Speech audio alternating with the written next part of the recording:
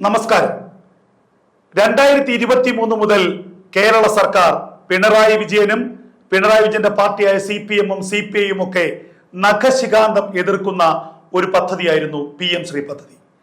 പൊടുന്നനെ കേന്ദ്രത്തിന്റെ ഈ പദ്ധതി ദേശീയ വിദ്യാഭ്യാസ നയം അംഗീകരിച്ചുകൊണ്ട് ഈ പദ്ധതി കേരളം നടപ്പാക്കാൻ തീരുമാനിച്ചതിന് പിന്നിലെ ചേതോവികാരം എന്താണ്? ഘടകകക്ഷിയായ കാലങ്ങളായി മുന്നണിയിലെ ഏറ്റവും അടുപ്പമുള്ള പാർട്ടിയായ CPI-യെ പോലും അറിയിക്കാതെ, CPI-യുടെ നിലപാടിനെ പോലും മുഖവിലക്കെടുക്കാതെ എന്തുകൊണ്ടാണ് ഇത്തരമൊരു പദ്ധതിക്ക് കേന്ദ്രത്തിന് മുന്നിൽ പിണറായി വിജയൻ തലനീട്ടിക്കൊടുത്തത്? അതിനു പിന്നിലെ ചില ദുരൂഹമായ ഇടപാടുകൾ ഇപ്പോൾ പതിയെ മറനീക്കി പുറത്തു വരികയാണ്. മുഖ്യമന്ത്രിയുടെ മകൻ വിവേക് കിരണിനെതിരെ ED സമൻസ് അയച്ചു എന്ന വാർത്തകൾ ദിവസങ്ങൾക്ക് മുമ്പാണ് മലയാള മാധ്യമങ്ങളിൽ വന്നത്. ലൈഫ് മിഷൻ അഴിമതി കേസുമായി ബന്ധപ്പെട്ടാണ് ഈ ED സമൻസ് എന്നായിരുന്നു അന്ന് പുറത്തു വന്ന വാർത്തകൾ. എന്നാൽ കള്ളപ്പണം വെളുപ്പിക്കലുമായി ബന്ധപ്പെട്ടും സാമ്പത്തികമായ ഇടപാടുകളുമായി ബന്ധപ്പെട്ടുമാണ് ഈ ഒരു ED സമൻസ് അയച്ചതെന്നും, എന്നാൽ പിന്നീട് EDയുടെ തുടർ നടപടി ഇക്കാര്യത്തിൽ ഉണ്ടായില്ല എന്നുള്ള വാർത്തകളും പുറത്തു വന്നിരുന്നു. നമ്മൾ ഇപ്പോഴാണ് ഇതിനെ ചേർത്ത് വായിക്കേണ്ടത്. മുഖ്യമന്ത്രിയുടെ മകൾ വീണ വിജയനെതിരെ മാസപ്പടി കേസിൽ ED അന്വേഷണം വരികയും ഏറ്റവും സുപ്രധാനമായ ചില സാമ്പത്തിക അന്വേഷണ ഏജൻസികൾ, SFIO അടക്കമുള്ള അന്വേഷണ ഏജൻസികൾ അക്കാര്യത്തിൽ കേസ് രജിസ്റ്റർ ചെയ്ത് അന്വേഷണം നടത്തുകയും ചെയ്തിരുന്നു. എന്നാൽ ഒന്ന് രണ്ട് തവണ ഡൽഹിയിലെത്തിയ പിണറായി വിജയൻ കേന്ദ്ര ആഭ്യന്തരമന്ത്രി അമിത്ഷായെയും പ്രധാനമന്ത്രി നരേന്ദ്രമോദിയും കാണുന്നു. ഇതോടുകൂടി ഈ അന്വേഷണം മന്ദീഭവിക്കുന്നു.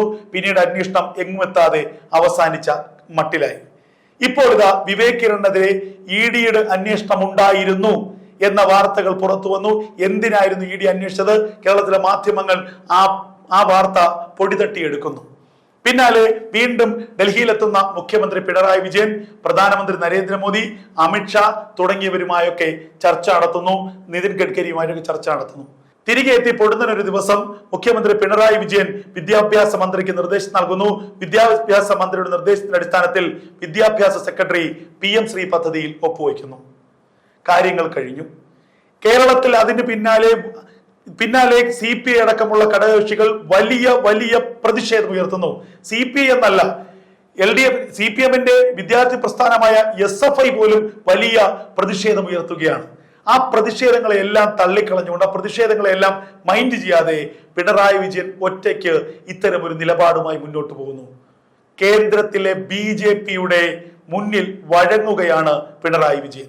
കേരളത്തിലെ BJPക്ക് മുന്നിൽ കേന്ദ്രത്തിലെ BJP മുന്നോട്ട് വെച്ച ആവശ്യങ്ങൾ ഒന്നൊന്നായി സാധിച്ചു കൊടുക്കുകയാണ് കേരളത്തിലെ പിണറായി വിജയൻ. പിണറായി വിജയനെ മുൾമുനയിൽ നിർത്തി, പിണറായി വിജയനെ EDയുടെ മുൾമുനയിൽ നിർത്തി ഒരു കളിപ്പാവ പോലെ കേന്ദ്ര സർക്കാർ ആടിക്കുകയാണ്.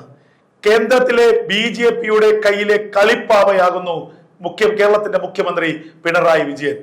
അതിന് ഏറ്റവും പ്രധാനപ്പെട്ട ഒരു ഉദാഹരണം കൂടിയാണ് ഇപ്പോൾ PM ശ്രീയിൽ നമ്മൾ കണ്ടത്. നേരത്തെ മകൾക്കെതിരെയുള്ള കുരുക്ക്, മകൾ EDയുടെ കസ്റ്റഡിയിലാകുമെന്ന് ഏറെക്കുറെ ഉറപ്പായ ഘട്ടത്തിലാണ് കഴിഞ്ഞ ലോക്സഭാ തെരഞ്ഞെടുപ്പ് നടക്കുന്നത്. നമുക്കറിയാം, CPM-ന്റെ ഒരു സപ്പോർട്ട് ഇല്ലാതെ തൃശ്ശൂരിൽ BJP ജയിക്കില്ല.